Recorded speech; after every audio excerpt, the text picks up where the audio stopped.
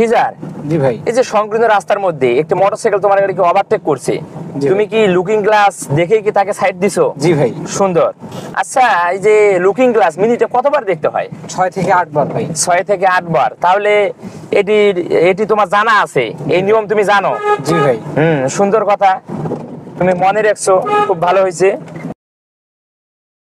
এই যে সামনে অন্ধকার বাঁক, এই যে বাঁকগুলোতে তুমি হর্ন দিচ্ছ, আস্তে ধীরে গাড়ি নিয়ে যাচ্ছ, খুব সুন্দর হচ্ছে।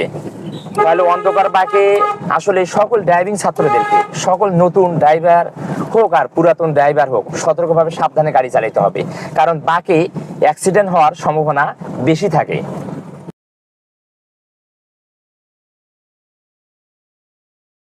যে 3 রাস্তার সংযোগস্থল, যে গাড়িটি তুমি বাম পাশে নিয়ে যাচ্ছ, যে বামে ইন্ডিকেটর সিগন্যাল দিচ্ছ, সুন্দরভাবে যাচ্ছ, খুব সুন্দর হচ্ছে।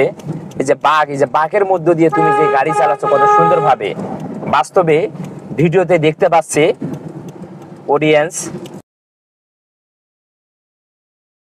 ফিজার, এই যে গ্রামের অথবা শহরের সংকীর্ণ বা সরু রাস্তাতে যদি এরকম যদি রাস্তা পাও বাংলাদেশের কোনো জায়গাতে, তাহলে তুমি এই রাস্তাগুলোতে তো সাবধানে বা সতর্কভাবে সাবধানে গাড়ি চালাতে তো পারবে না? অবশ্যই পারবে। তাহলে কোনো ধরনের তোমার সমস্যা তো নাই? না না ভাই। আর যদিও সমস্যা থাকে, আমাদের কোর্স শেষ হয়ে যাওয়ার পরেও যদি সমস্যা থাকে, তাহলে অবশ্যই যোগাযোগ করবে, আবারও তোমাকে ফ্রি ক্লাস অথবা বাড়তি ক্লাস দেওয়া হবে। বুঝতে পারছো? জি ভাই। অবশ্যই তোমাকে ভালো করে ড্রাইভিংটি শিখে মনে রাখতে হবে।